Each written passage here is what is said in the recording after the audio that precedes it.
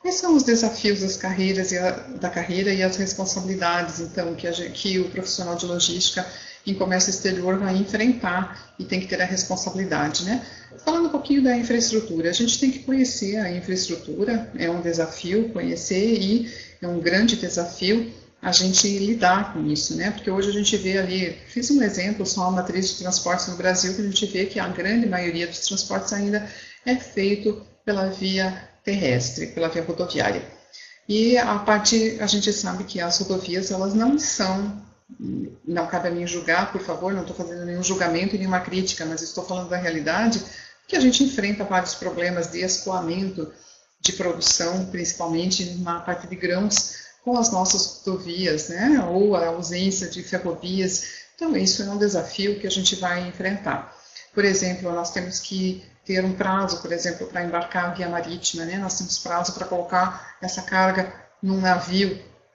E a gente pode encontrar filas de caminhões, né, até nas rodovias, tentando acessar o porto, tentando chegar até ao porto para poder liberar essas cargas. Então, esse é um desafio que nós, como profissionais de logística, a gente vai enfrentar e vai ter que encontrar soluções, muitas vezes, para isso, né? E o nosso curso, ele vai dar algumas dicas, ele vai dar ensinar algumas coisas, né? De repente, você pode fazer ali uma parte aquaviária para poder melhorar um pouco essa logística, para poder ter um pouco mais de ganho. Por exemplo, tem muita gente fazendo cabotagem, muita empresa fazendo cabotagem do sul ao norte do país, porque acaba ficando mais barato mandar pelo navio. Às vezes pode ser até que não seja tão mais barato, mas assim, se a gente analisar só pelo custo de frete, por exemplo, né, mandar pelo navio do que mandar pela via terrestre.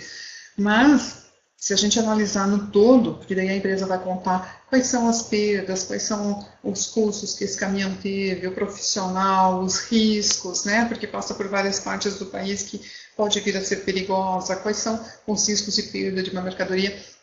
Então, tem muita empresa fazendo isso e a gente tem um desafio nosso. Não dá para mandar pela estrada, tem uma greve de transportador, deixa eu tentar botar isso, né, num navio, ver como é que a gente vai fazer para conseguir escoar nosso produto, transportar de um ponto ao outro. Nosso outro grande desafio é conhecer a legislação tributária. Ela não é uma legislação fácil no Brasil, não é um tema fácil. A gente tem na importação tributos em cascata, a gente tem IPI, PIS, COFINS, ICMS. Alguns deles eles são em cascatas, né? E então nós temos que conhecer bastante para a gente não vir a ter problemas.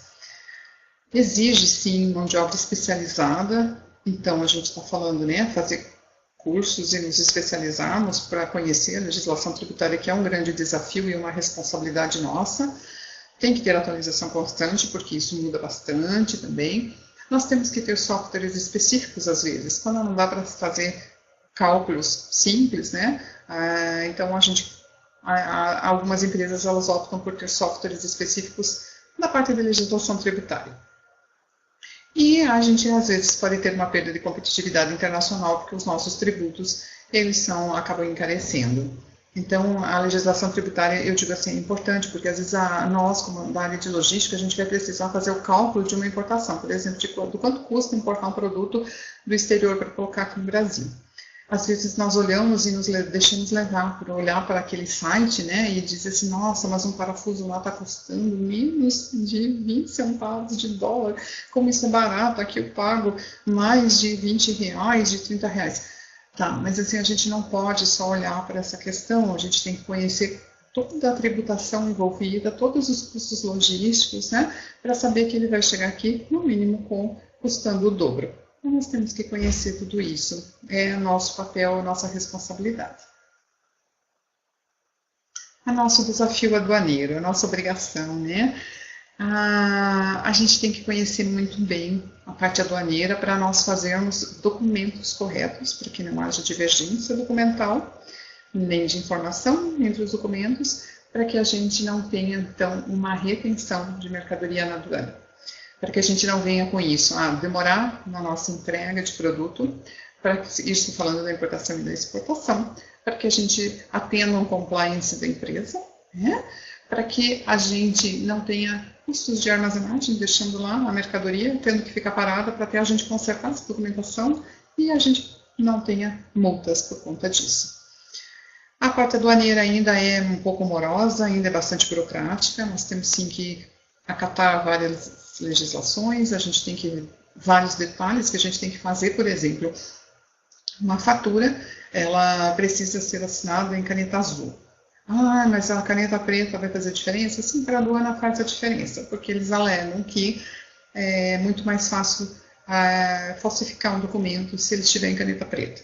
Né? Passa por um scanner, alguma coisa assim, quase não é visto, é mais fácil. Então a aduana diz que não está escrito isso em nenhuma legislação, mas são as práticas, né? A prática então diz que a gente tem que ter esses documentos assinados em tinta azul. E aí são essas coisas que para nós pode ser uma burocracia, pode ser uma chatice, mas que a gente tem que atender. Não é uma nossa obrigação aduaneira, digamos, de conhecer. Os sindicatos portuários, né, há bastante pressão, há greves, os salários mais elevados. As liberações aduaneiras no Brasil, como a gente falou, ainda é morosa se comparado a alguns países mais desenvolvidos, mesmo porque tem países que trabalham 24 horas, então não tem essa morosidade, aqui a gente não trabalha, aqui a gente para ver o jogo do Brasil, na Copa, né? E tem países que não são assim, eles são muito mais rápidos. E então, quanto mais o profissional for competente, isso vai gerar mais oportunidade para ele. Nosso desafio da legislação trabalhista, para quem é um empreendedor, por exemplo, né? As nossas leis hoje baseadas em CLT, também temos o que a gente chama de casuísmo legislativo, né? Que é a jornada de caminhoneiros, a redução, né, de jornada de caminhoneiros, que pode vir a nos dar ter que buscarmos algumas opções às vezes.